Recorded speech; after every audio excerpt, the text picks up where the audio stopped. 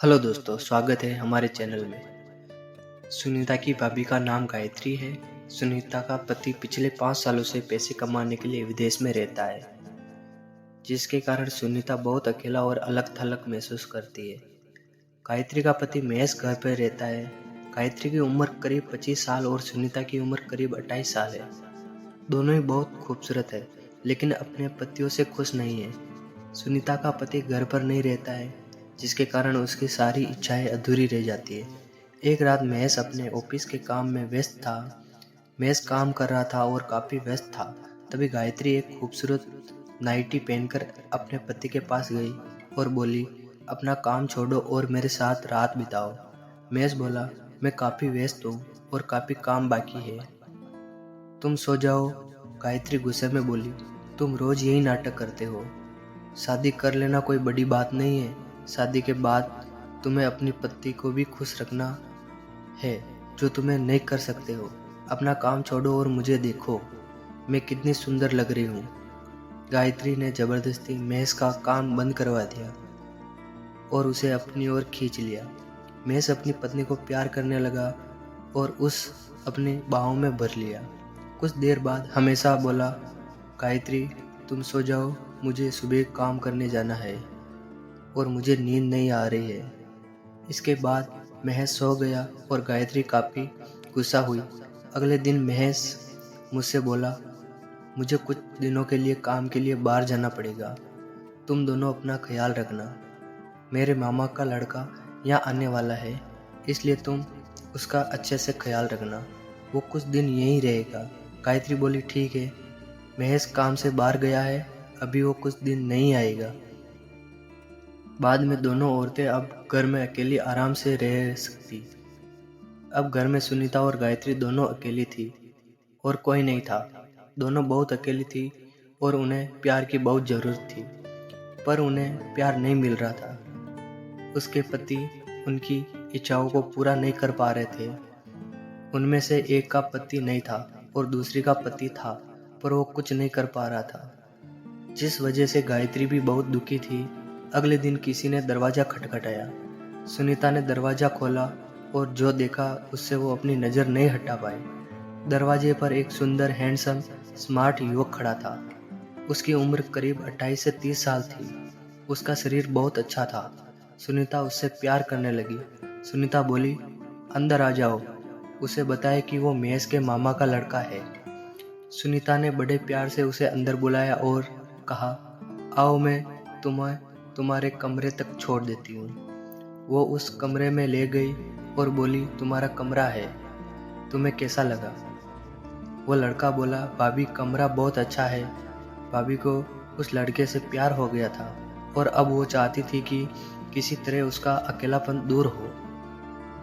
जाते हुए उसने कहा, ठीक है, तो मैं चलती हूँ, और उसके कंधे पर हाथ रखकर बोली। उसने बड़े प्यार से कहा, अगर तुम्हें किसी चीज़ की ज़रूरत हो तो मुझे बता देना। लड़के का नाम संतोष था। संतोष मुस्कुराता रहा और सुनीता भाभी वहाँ से चली गई। शाम को जब वो खाना खाने आया तो दोनों भाभियाँ साथ में थी। गायत्री बोली, संतोष, हम दोनों तुम्हें कैसे लगे? संतोष बोला, तुम दोनों बहुत सुंदर हो, बहुत अच्छी। और संतोष थोड़ा झिझकते हुए बोला, अरे भाभी, आप क्या बात कर रही हो? आप दोनों बहुत खूबसूरत हो। गायत्री ने फिर भी अपनी बात पर जोर देते हुए कहा, नहीं, तुम्हें बताना ही पड़ेगा। तब संतोष बोला, भाभी, आपके होठ बहुत अच्छे हैं और बड़ी भाभी की कमर बहुत अच्छी है। यह सुनकर सुनीता भाभी बोली, संतोष, तुमने मुझे ध्यान से नहीं देखा, इसलिए तुम मेरे होठों की तारीफ नहीं कर रहे हो। वह संतोष के करीब आई और बोली, देखो मेरे होठ कितने बड़े हैं, अच्छे हैं। इसी बीच गायत्री बोली, इस तरह तो मैं भी अपनी कमर दिखाकर कह सकती हूँ, मेरी कमर कितनी अच्छी है। और वे अपनी कमर उजागर करके संतोष के सामने खड़ी हो गई।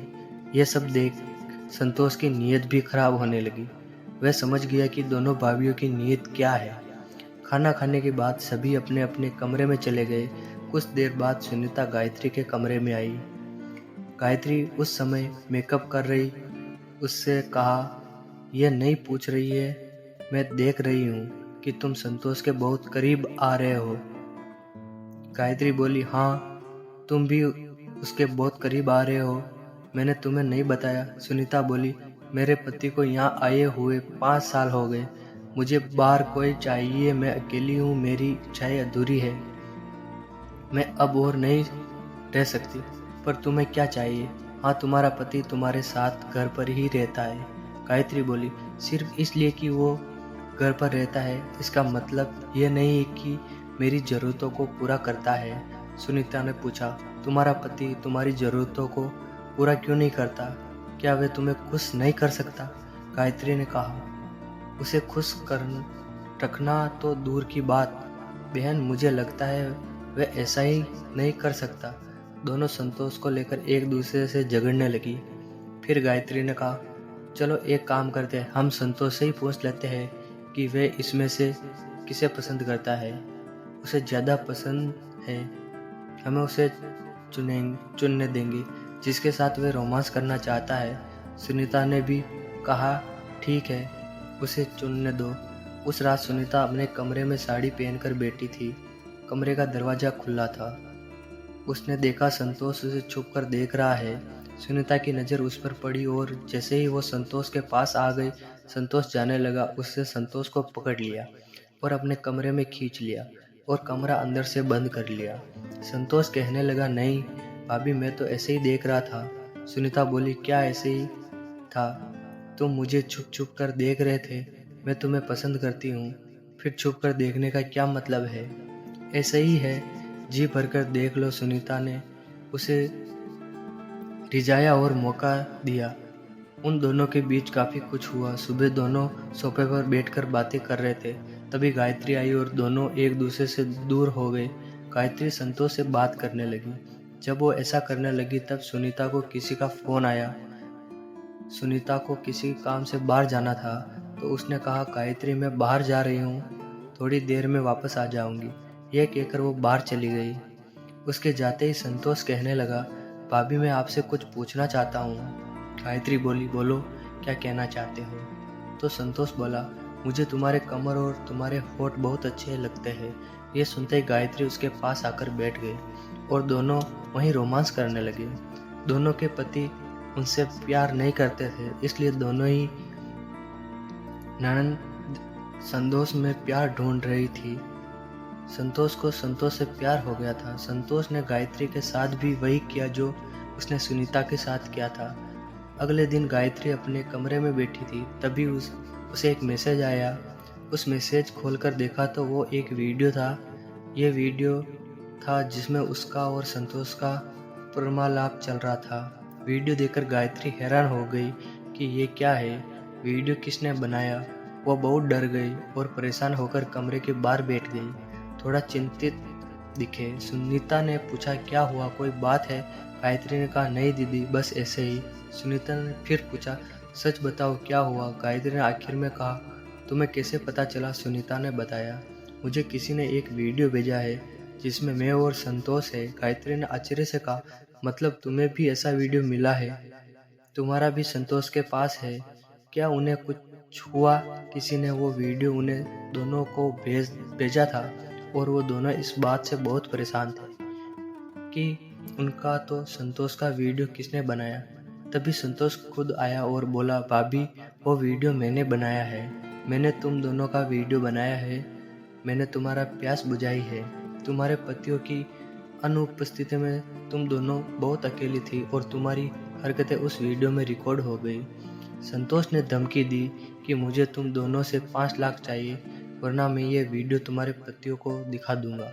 यह देखकर वो खुश होकर बोला, क्या बात है। दोनों भाइयों साथ में उसने पैसों का बैग वहीं रख दिया और दोनों बैठ गए। संतोष दोनों भाइयों के साथ रोमांस करने लगा। सुनीता और गायत्री ने उसके साथ प्लान बनाया था। सुनीता ने धीरे से संतोष के पैर छुए, उसे अपने पैरों पर पकड़ लिया और गायत्री ने उसका गला दबा दिया। सुनीता ने संतोष के पैर पकड़कर दोनों ने मिलकर संतोष को मार डाला। ये कहानी इसी तरह ख़त्म होती है। दोस्तों, कहानी अच्छी लगी तो लाइक करें, शेयर करें, सब्सक्राइब करें। धन्यवाद।